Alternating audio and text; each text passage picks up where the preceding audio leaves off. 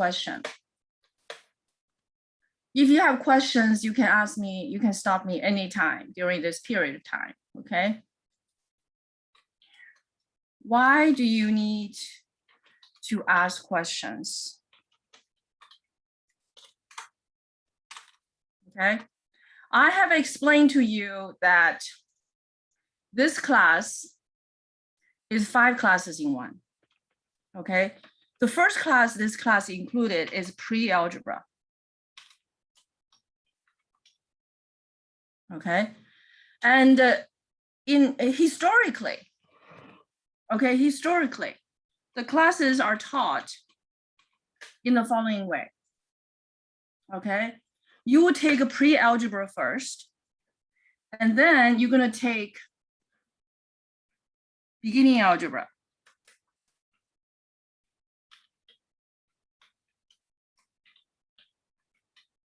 Okay, pre-algebra is a 1 semester course. Beginning algebra is a 1 semester course.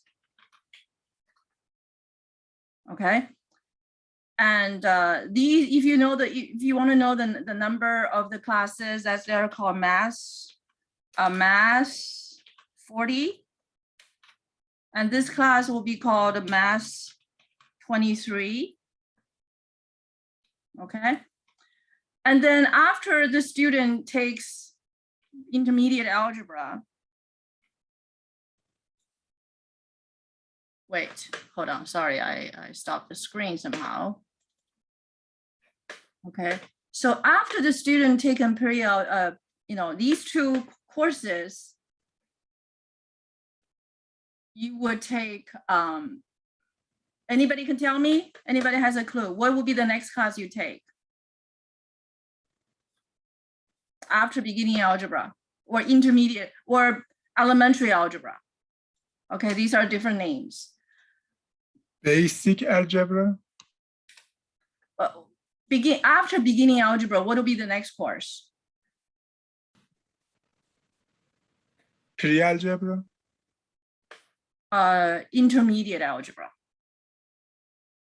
Intermediate.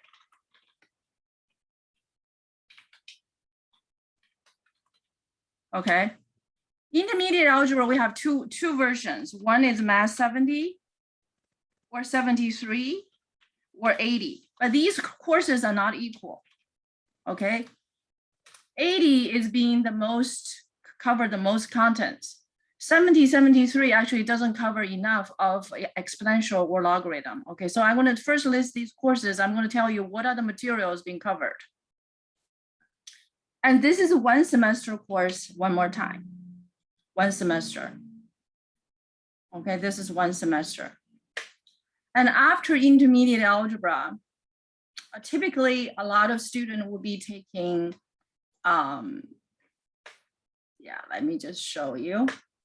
I'm going to give you this flow chart so you understand what I'm trying to advocate and why I need you to ask questions. It's for your benefit. It's for my benefit of instruction. The next one is college algebra. Okay, college algebra. College algebra typically is a 1 semester course as well. All of these are 1 semester course. And after college algebra, it's trigonometry. Trigonometry. Short trick.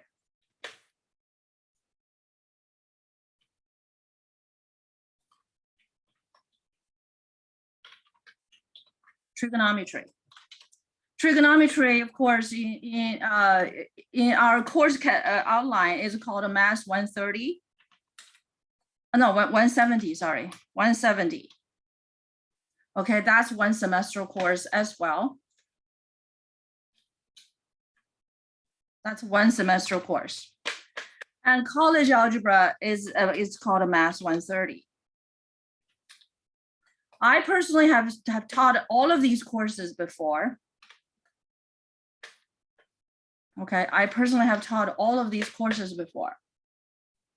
to me, this is 1, 2, 3, 4, 5. This is 5 courses. This is what I meant. These are the 5 courses. Let me tell you what these courses covers. Okay, so I'm going to remove the semesters, right? Each one take this 1 semester. Okay, I'm going to remove the 1 semester. Everybody clear, right? So how much time would that be? That's 5 semesters, right? That's 5 semesters. Now, by the time you get to pre-calculus, okay, pre-calculus is supposed to, as a teacher, when I teach pre-calculus in the past time, I can assume you guys know all of these. Okay, I can assume. Okay, so by the time you're taking pre-calculus, I can assume, or your professor in 4-year schools, they will assume you know all of these. But the fact is, that's not true. That's not true. What happens is that if you look at these 5 courses, right? If you consider this is a building, this is a level, say this is a ground level, right? This is level 1. Level 1, right? What it covers: fractions, numbers, you know, all kinds of numbers, right? Numbers, positive number, negative number, adding, subtracting, multiplying, dividing, and this is what this course covers. And the operations: plus, minus, multiplying, dividing. Okay, so how to operate these functions. And percentage is included in fraction. So in pre-algebra, these are the materials that you are expected to know. Well, that in the past, we expect our student to know this much. Okay, you are freely operating these numbers, you know, adding, subtracting, multiplying, dividing, positive times positive is positive, negative times positive is negative, like we have reviewed in some of our principles. We mentioned these. Okay, second level. Okay, we study lines. Lines, what are lines? Y equals to mx plus b. Okay, in this course. And also in this course, a lot of the time we spend on factoring.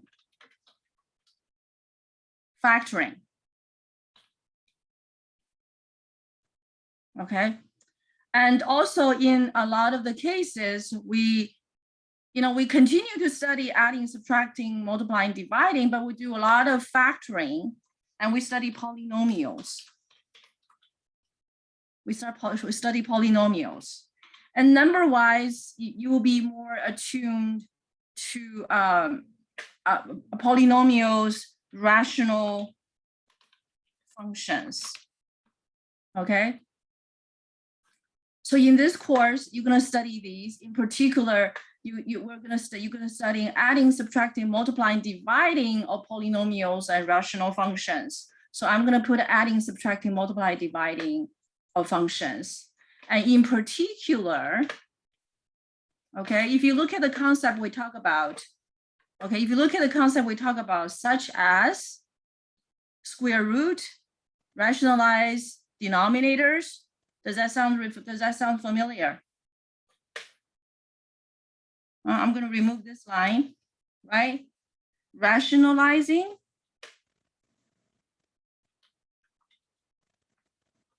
Hold on. Rationalize. I don't have enough space for this. Polynomial. So I'm going to do poly.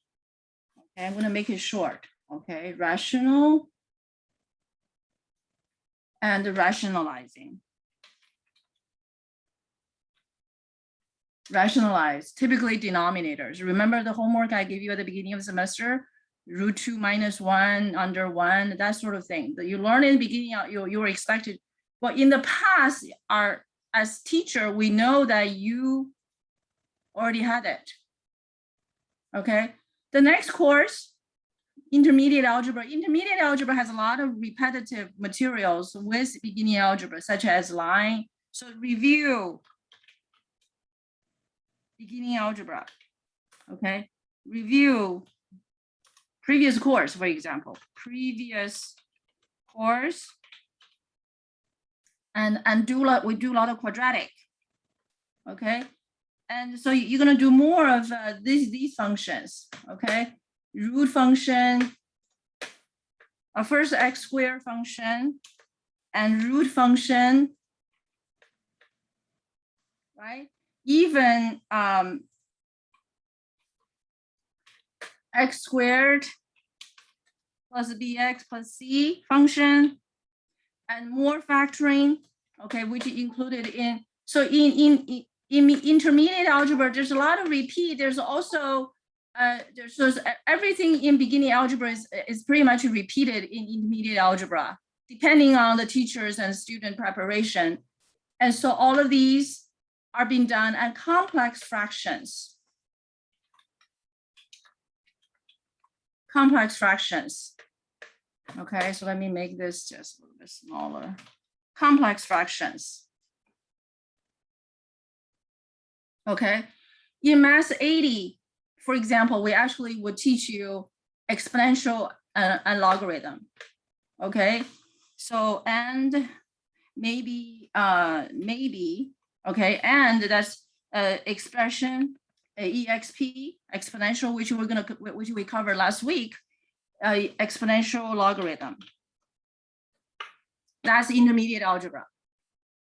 Sometimes, okay, I'm not saying, say 73 does not include that, 80 does. If you're in STEM, you typically take 80, okay? So you can see some of these functions we actually talk about, right? Because the simplest case we reviewed about, that's y equals to x. That's one of the functions. That's one of the examples of lines. We take the simplest example, right? Next, college algebra. Whether you had, some people may not have college algebra if they have exponential and logarithm, but exponential logarithm will be covered again, or covered the first time in college algebra. Exponential and logarithm. That's a major topics. And some other topics, maybe conics. Okay, conic sections, ellipse, you know, parabola, and all of these. Parabola, of course, is x squared, is ax squared plus bx plus c, right? So these will be covered, you know, in college algebra. And next it comes to trigonometry. Trigonometry is about the last 8 functions in basic 1. So now I want you guys to look at the notes, please. I'm going to tell you what are these functions are covered with respect to basic 1. Could you guys have your basic 1 right next to you? I have my basic 1 right next to me.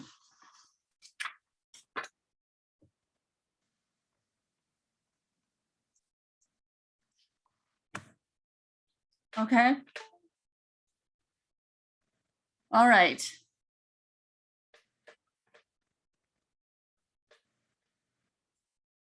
So corresponding to our basic 1, number 1 and number 3, number 4, number 5, these are typically covered in by the time you're in intermediate algebra. Some of these are covered, say number 1 is covered here, right? Number 3 is covered here. Number 4 is covered here. Number 5 is covered here. In terms of basic functions, okay, that was covered in beginning algebra.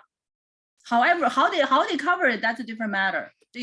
We all cover different aspects of it, okay? And absolute value was covered in intermediate algebra, which is number 6.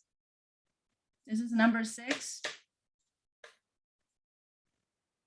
Okay, this also serves as a guideline that if you look for, reference books, right? If you look for reference books, so 6, 7, so 1, 2, 3, 4. Number two should have been covered over there as well. 2. Okay, so 1, 2, 3, 4, 5, and 6, 7, 8, 6, 7, 8. Okay, this is my assessment. This is an estimation. Okay. And logarithm exponential would be like 9, 10, 11 to 14. So 9, 10, 11, 12, 13, 14. All of these are supposed to be covered in intermediate algebra. If not, 9, these will be covered in college algebra. Trigonometry is a 1 semester course. It's a difficult course. Okay. You can say, some people can say, oh, intermediate algebra is easy for me. Some people say intermediate algebra is hard for me. But trigonometry usually is the hardest of all of these. And based on all of these, you're supposed to know. And you have, people have done for trigonometry, they were done 16, 5, all the way, okay, through number 22.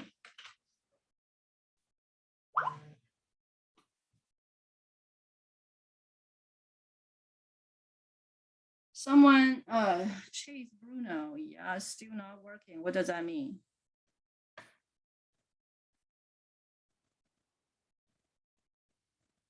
I don't know what that means.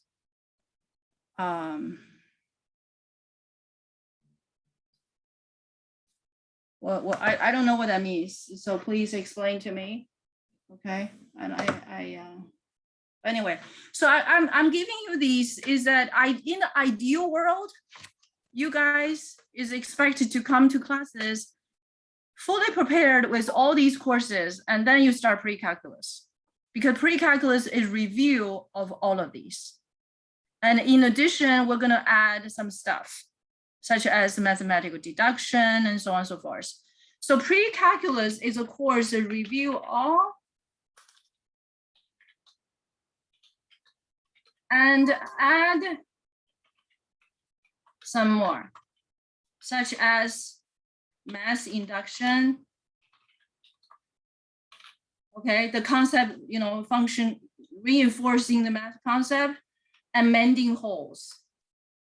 Okay, and review. So this course is, there's some other new topics, but we don't have a whole lot of new topics in this course. Pre-calculus said that we don't have a whole lot of new course. It's primarily review. That was in the past. In the past, a student will be taking pre-intermediate, they will take, pre-algebra and then beginning algebra. After 5 semesters, they come to us to take pre-calculus. Do you guys understand? That's in the past. Now, with AB 705, okay, with AB 705, okay, go read about what's AB 705, right? It's a law passed by the California legislature, right? So you and some of you don't have to take these. You can come to pre-calculus class. Is that the situation, everybody? Am I right? So the entire community, the entire teaching system is being shaped is being shaped. So when a student come to us, we don't know. Okay, this is the 3rd semester I'm teaching after the 705 is being enforced. Okay, so when you come to us, we don't know if you had a trigonometry. You may or you may not. You don't have to. You don't have to report to us, oh, we have trigonometry, because before, when you register for trigonometry, there will be a prerequisite. Now all those prerequisites are removed. So you come to our class we don't know which pieces is missing in your prior preparation. We don't. Everyone is different. Even if someone who have taken all of these courses, and they might have taken it in the past 5 years, before 5 years, so a lot of the things might be forgotten. Not to mention that some of you may not have taken some of these things at all. Okay, typically last semester, I had a student at the end of the semester, he told me that he never took trigonometry. Okay, but that student, surprisingly, he did well. He really worked really hard. He worked really hard. So my teaching is combining all of these in 5 courses.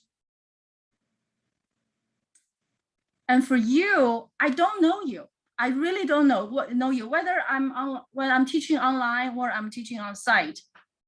Is that if you don't respond to me, if you don't ask questions, I just assume you know. I just assume you know. For example, right, in this past weekend, I got messages, people asking, what is a non-negative number? What is a positive number? What's the difference? This concept was supposed to be taught in pre-algebra. Okay. When I addressed this issue, I was being very careful. So you guys, if you don't know it, you need to tell me right away, and I will explain to you right away, right there. And if you look at the notes I have prepared for you, it has all of these materials from my past experience that I think you need to know. Or if there's any places you don't know, I have exercise to cover that piece.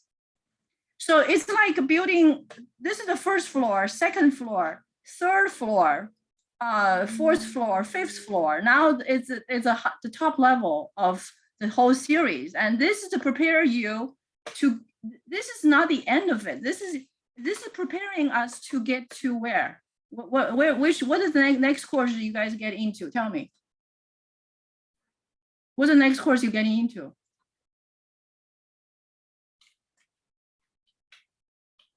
Calculus 1, right? Calculus 2, and Calculus 3. And some even like, linear algebra and the differential equation, discrete math, they're all waiting for you out there, okay, etc.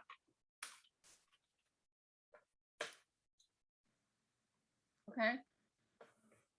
So in order to be successful in your Calculus 1, okay, so let me put it this way. Okay, Calculus 1, and this is the Calculus 2.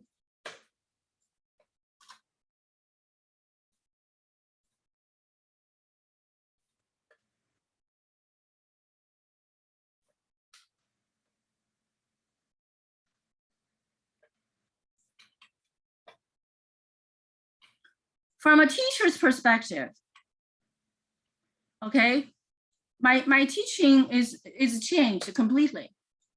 Because in the past, I can assume people know some trigonometry. Now I may not be able to assume that. In the past, I may assume people know logarithm.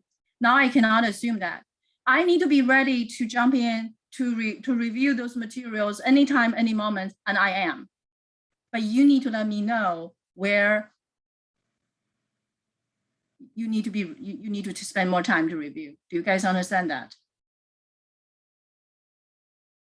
I want to hear some responses. Are you guys there? I'm here. Do you understand that you're taking this class? If you want to be successful for the following semesters, you need to spend a lot of time on this. That's number one. And number two, each video I made for you, you are expected to watch it over and over again and doing work along with it. Because sometimes those materials covers multiple semesters material crossing from here and there. And the way I teach it is streamlining all these different functions from one perspective, which is a function. And that's to prepare you for the future courses. Okay, for example, I was just give you that example, right? Last weekend, people, Sunday night, right? People ask, what is non-negative number? Did you guys see my reply? What is non-negative number? Right? Among all of these courses, right? Among all these courses, people have difficulties from fractions, okay? From what I saw in the past, okay? And people have trouble factoring and simplifying rational functions. And a lot of people actually are fairly okay with line. Guess what? Line will be used in calculus. Calculus 1. Okay, all of these factoring techniques, rationalization techniques, complex fraction, logarithm, exponential, all of these contents, including the one I talk about, rationalization, right? We just practiced. We have more practice on more things on that topic. They're going to be used in your calculus class.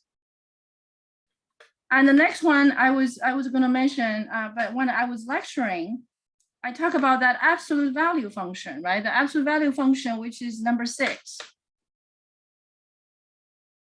It was in the lecture that I was on medical leave for that day, September 2nd. It was covered in detail about that function, but that was only the beginning. That was only the beginning. You need to make sure you understand that. You make sure you understand that. Now, that is going to be used in calculus. In Calc 1, Calc 2, I would not be surprised it's going to be used in Calc 3. Easily, 20, 30 points. 20, 30 points, easy.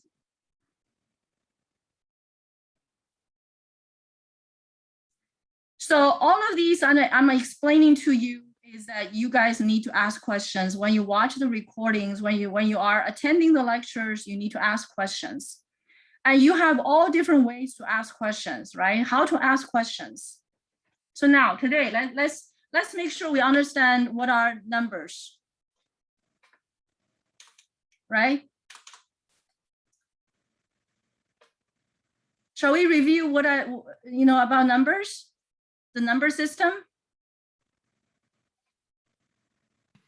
That's a good idea, Professor. I think so. Thank you, Farouz. You're welcome. I'm very much rely on Farouz, his experience, and you and all of you. Because with all these 5 courses together, first of all, it's not possible to go into each course to teach that course. That's impossible. We just have to get, which piece is missing, we just get those pieces. Like, putting a puzzle together. Okay? If you don't say anything and you ask some questions in the last minute, okay? I always try to make myself available to you, but I'm not always available to you. You understand that, right? Those are actually my personal time, but I make those time available to you. But you need to know that when you watch the lectures, you need to put your heart and mind in it. You need to take notes, just like you listen to a lecture in the classroom. If there's anything you don't understand, you write it down, you look up. These information you actually can look up online. I actually highly encourage you guys to do that. It's not because I don't want to answer your questions, because I think self-sufficiency is the ultimate goal, okay? I personally want to be self-sufficient, but can I be self-sufficient always? Not always, and sometimes I need help, and you too. And I want you to eventually become self-sufficient, but I know you need help. That's why you take the class, right? I will make myself available as much as possible, but you need to really get to know what your questions are. For example, let's cover the number system, okay? So let's cover the number system. The number system should have been covered in beginning algebra, pre-algebra in these courses, right? So I'm going to show you. Well, what is a number system? So let's look at the number system. Okay. We start with counting numbers. Okay, so I'm going to make this a little bit larger, right? Counting numbers. Counting numbers. What are counting numbers? 1, 2, 3, 4, 5, 6, 7, 8, right? These are counting numbers. And we also call them natural numbers. Okay. So natural numbers and counting numbers are the same thing. Okay. And the examples are just 1, 2, 3. That's counting numbers. And the next number, and after that's a humanity's discovery about numbers, you know, maybe thousands of years ago. Okay. And then one day, 0 is discovered. Then 0 is added to our knowledge. Okay. So 0, 0, and natural number.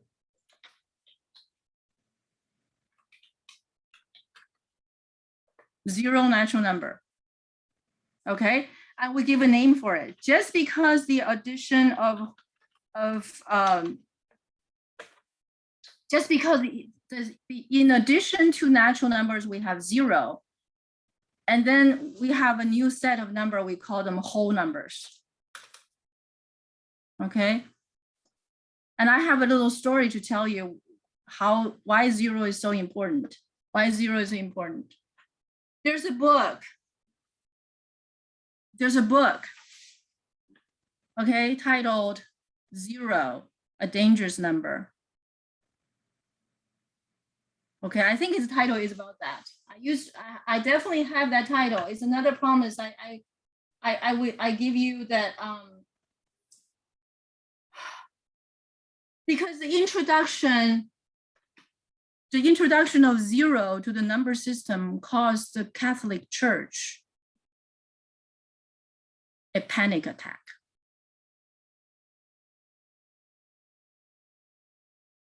Okay, to add to your impression about this number, right? 0. There's one time I was at a party with the USC faculties. Okay, the president Nikia, that's a former president of Nikia of USC, and there's a Christmas party. My husband and I were invited, so we went there. We went to the party at the presidential mansion in San Marino.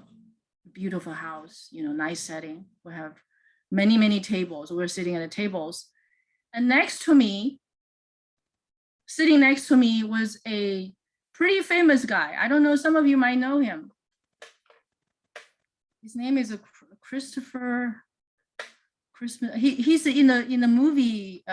He's in the film. He teaches in film school. Okay, I usually remember his name. I'm terrible with these names. Hold on, let me see if I can find his name. So because I just kind of want to impress you. Okay, his name is USC Film School, right? USC Film School. His name is Christopher. There's so many Christophers, right? Christopher is so Christopher. Gosh, the big problem is that I forgot his last name. Is it Christopher Nolan? Could you put the spelling on the Christopher? He made a movie called Santi or something. USC Film School faculty.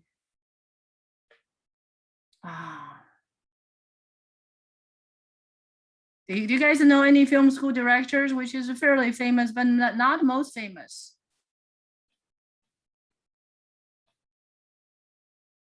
I used to remember his last name. Christopher, not Nolan. Not Nolan. If I heard it, I probably would recognize. But anyway, I said next to this, you know, director, movie director. And you know, what do I have? You know, I major in math. He's in film industry. What do we have to talk in common? And he's very, you know, gracious. And he started the conversation once he knows I teach math. He said he read that book, Zero, the dangerous number. And he said he told me that when he was in his younger years, he wanted to be an architect. So he was pretty strong in mathematics, I can imagine.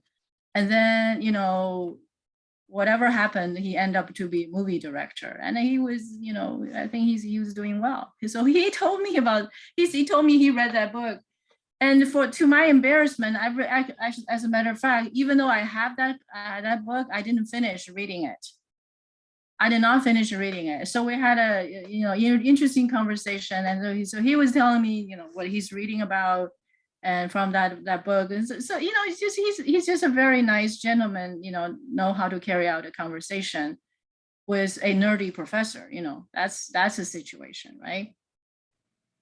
But anyway, and so when we talk about non-negative number, what's the difference? All of these numbers are positive numbers. 1, 2, 3 are positive numbers.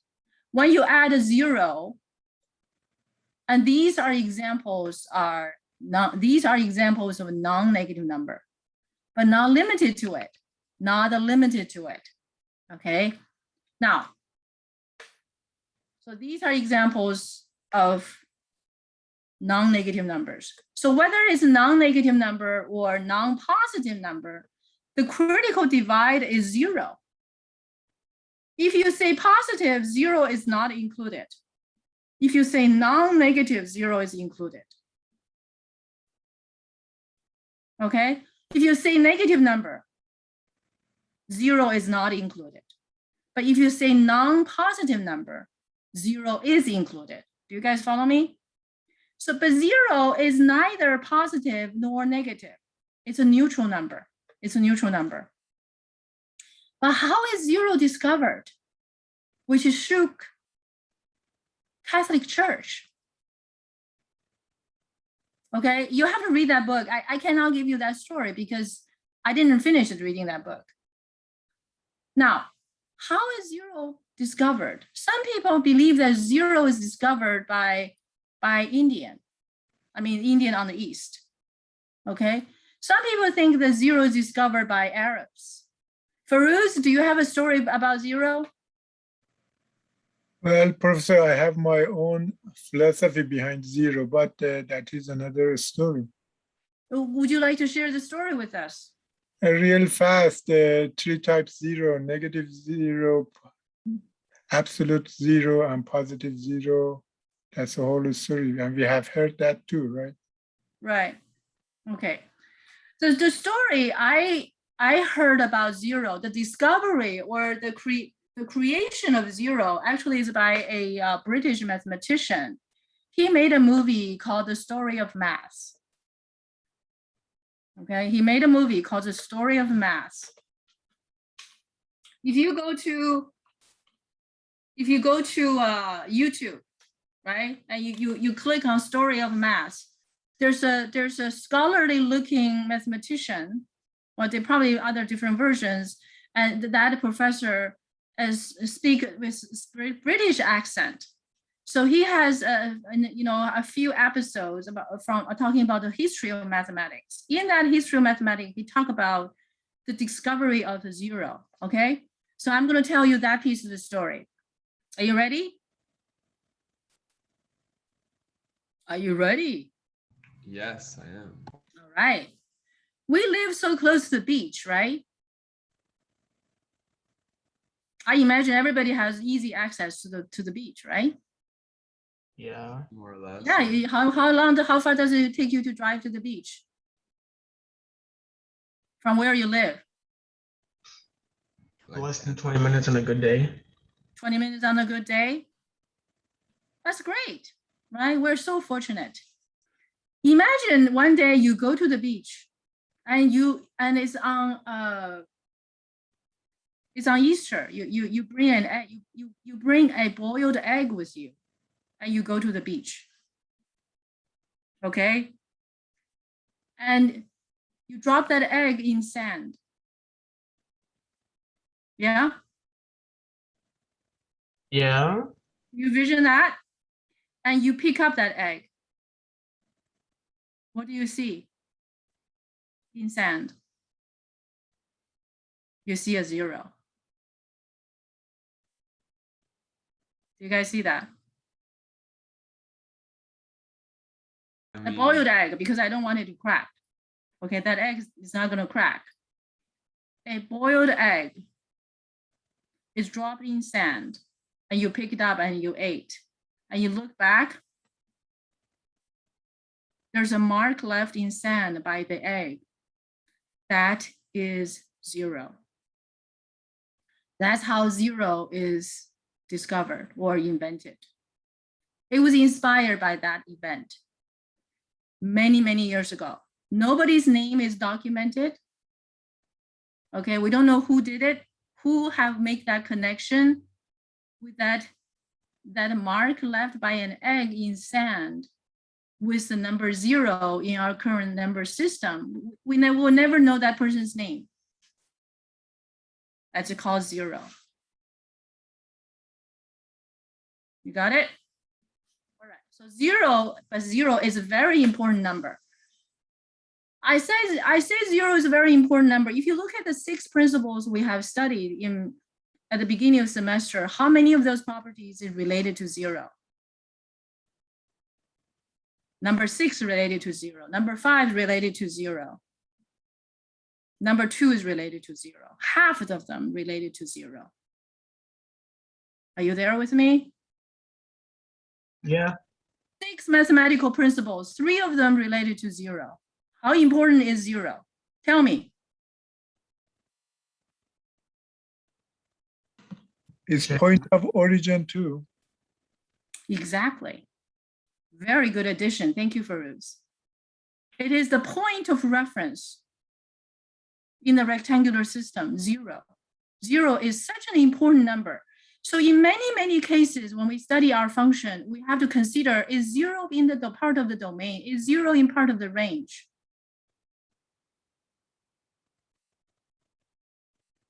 Okay, so that's just the, the whole number. And then our knowledge about numbers increased, right? What have increased? Sometimes we only have one apple and you and your brother has to divide that apple, right? So what happens? Fraction. Okay, fraction. Fractions.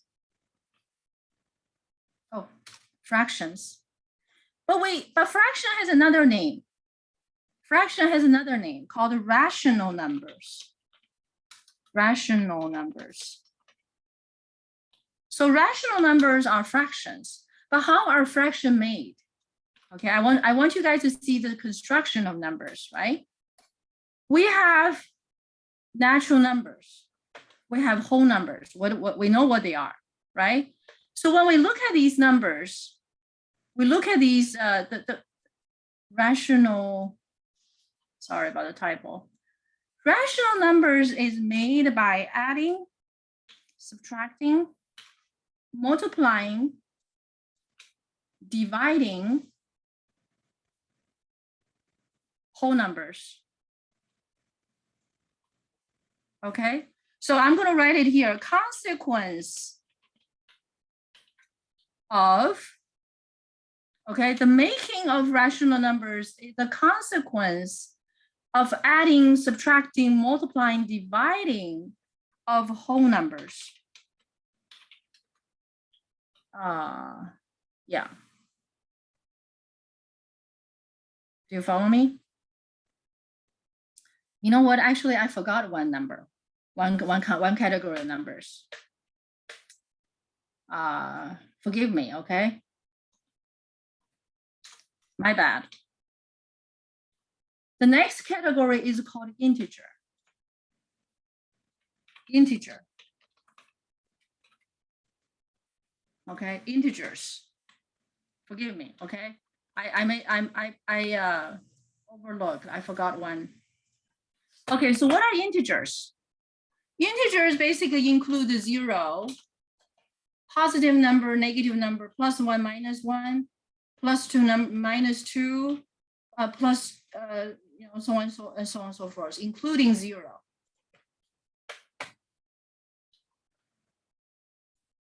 You follow me? Does everybody follow me? These are the building blocks, right? Whole numbers, 1, 2, 3, 4, adding 0, we get whole. And then we consider sign, we get 0, +1, -1, +2, -2, +3, -3. And if we're adding, subtracting, multiplying, dividing integers, so the consequence of the consequence of adding, subtracting, multiplying, dividing, which is P divided by Q. If you look at any textbook, when they talk about rational numbers, and this is how it's been defined, I want you guys to see the beauty of this definition. Okay, P over Q.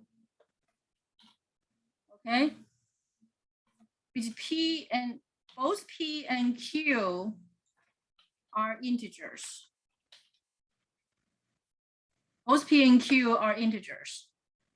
So you basically adding, subtracting, multiplying, dividing all the integers, you know that each one is including the former, right?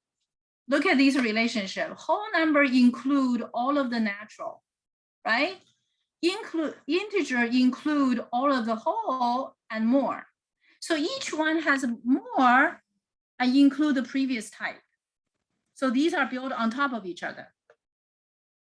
So by the time we're dealing with rational numbers, and PQ are the building blocks from the previous category. And what is more, this is the moment that we say, hey, denominators cannot be 0. Denominators cannot be 0. Do you guys follow me? That's a rational number. I understand from my past experience, a lot of our students don't want to deal with fractions. Don't know how to handle fractions. Remember on quiz number 1, we saw mistakes, right? We saw all kinds of mistakes in calculus classes, how our students handle fractions. It shows that they're not proficient on fractions. That's why I have some sections to cover those. You know, my notes over the years has getting thicker and thicker because every semester I discover something new. We need to review this, review that. So that's why my notes get thicker and thicker. Okay, now, rational numbers. With rational numbers, we have another category, okay, which is parallel, okay? So what I'm going to do is that I'm going to make this, if they're rational numbers, they're irrational numbers. So rational numbers are irrational numbers. How do we define irrational numbers? Irrational number does not include rational numbers. They're like a 2 separate category on number line, okay? So the definition of irrational numbers is any number that's not rational is irrational. Do you guys hear me? So the other category would be called irrational. Okay, so I'm going to put it here. Let me put this over here. Okay, so I'm going to put a little arrow here.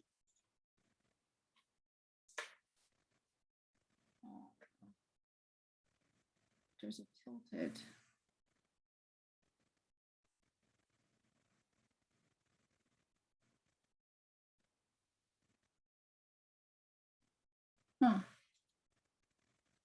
Never mind. I just put an irrational number.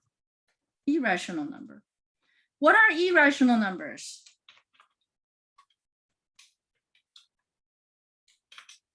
Irrational numbers like root 2, square root of 2. Right? Those are examples. Pi, e, etc., etc. The definition of irrational numbers is that anything that's not rational, they're irrational. Okay, rational number include the fractions, right? Including repeating fractions and all of that, repeating decimals, all of those are rational numbers. And rational and irrational together make the real number. So the next category is real number. I'm put an arrow here. I'm going to put an arrow here. Do you guys follow me? I hope you're not taking a nap, right? Is this boring to you? Professor, is that safe to say real numbers in 2 dimension? No, this has nothing to do with dimension. Because imaginary numbers are in 3-dimensional, then I comes into the picture. Complex number will come a little later. Okay, so real numbers. So this is the category of real numbers. Complex numbers. Okay, we'll talk about complex numbers just in a second. Okay.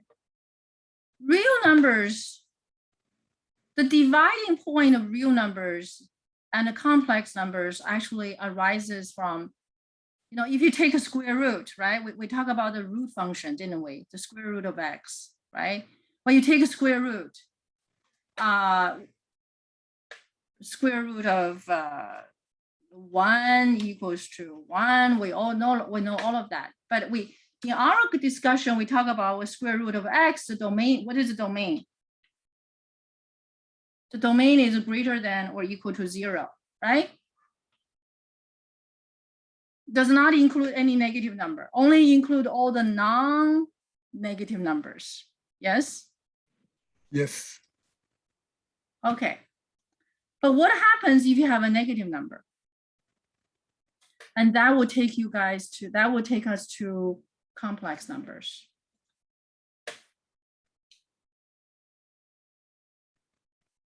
Okay. With the complex numbers, complex with the introduction of you taken square root of -1, and we call it I. This is the only I in mathematics which is designated to represent this guy. In the entire history of mathematics, I is used only for this purpose. Okay. Of course, in today's time, you can say iPhone, iPad, I this, I that, you use it freely. But I in mathematics represent the square root of -1 and square root of -1 only. In all the mathematical books you can find. If you find any exceptions, please let me know. That's how important it is. So real number as part of complex number. The introduction of real numbers, the complex numbers, numbers, okay, has the form of A plus BI. So it is built, right? So A, B are real numbers. So that's a complex number. You guys follow me? Yes. In your entire calculus series, until you finish all of these calculus classes, you're not going to be using complex numbers. Complex numbers has its own theory. There will be another course. Typically, it will be a senior course for a math major student. Complex number is very useful in real world just because it's complex numbers. And this with this weird notation, I, it's very important. It's important in the aerospace dynamic systems, the design of fuselage and all of these, and the complex number theory is very, very useful. But most of you who are taking classes here, you're not going to use complex numbers. We're going to touch complex number a little bit when we are doing quadratic. Okay. As a student in math, major in mathematics, and I studied complex number theories in my junior years in college, in four-year school. So you will not need that. So it's after my calculus theories and after, most of the classes you're taking right now. Is that clear to everybody? So this is number series, right? So now let's come back to the concept of non-negative number. What are non-negative number? What are non-negative real number? Non-negative real numbers include what? Including all the fractions that are positive or zero. Okay. It includes all the rational numbers that are positive or zero. Of course, zero is a neutral number. Okay. So in any one of these categories, right, with rational numbers being the highest one. So it's just any positive number or zero, real number. Okay, for example, non-negative number would, some examples, right? Some example may be like 1, right? Half. It certainly includes 0. And root 2. These are examples of complex number, non-negative numbers. And what's the best name for this category? Non-negative numbers. So that's how we call it, right? So in your mind, you recognize it includes zeros, it includes all the positive numbers. All the positive number means all the positive fractions, all the positive integers, all the positive include all the counting numbers, sorry, all the counting numbers, right? All the counting numbers include all the whole numbers, include all the positive integers and fractions, decimals. Is that clear, everybody? Any questions? Do you guys understand now why is it so important for you guys to understand questions? To ask questions and to study those recordings and study and ask questions anytime. And you can ask me questions privately by messaging me privately, but you can also ask me just from the private chat, ask me those questions. Because I'm trying to know you. I'm trying to know how I can help you better. If you don't ask questions and all of a sudden, when you're in the middle of a quiz, you realize, oh, I didn't know that word. Of course, you have done the right thing. You asked right away. But that word didn't show up the first time when you're doing the quiz. It had shown up in the lectures. Okay, it will be even, so the earlier you ask the question, the better. I do have one quick question. It's more like I've been thinking about. So I know, I know the questions are non-negative, but what if you put -2 to the power of 2? Would that be considered? Would that be an example, or would that not be an example? Say it again. So -2 to the power of 2. So what about it? Would that also considered to be a non-negative because because both negative would cancel to be a positive? That's right. -2 to the power of 2 is -2 times -2. So would that be an example of a non-negative number? Perfect. Yeah, absolutely. Okay, that was just on my mind. Sorry. No, don't apologize. You are absolutely right. I encourage you guys to do this, to ask these questions. Okay, because I personally teaching this class, but I hope by this time you realize I actually like what I do. Do you think I like what I do? Yeah, no, I think you love what you are doing. thank you. I'm prepared to answer any question you have from any, I don't care about the level anymore. Because I torn that apart. I just smashed that to pieces. Okay. At any given moment, I'm ready to go back to fraction. If this class need to do some addition, subtraction of fractions, I'll do it. If this class need us to do some more like basic 22, right? Did you guys see the? I post the video, I just record that on how to operate basic 22. That set of exercise are from a pre-algebra textbook. But when you need it, I'll jump into it. So do you guys understand that you need to be, this is the moment you need to be responsible and get you prepared, but you have so much to do. And every one of you comes with a different background. My job is to help you in any way I can. But you have to respond to me. You guys follow me? Yeah. And you also understand the task the task along your path. Do you?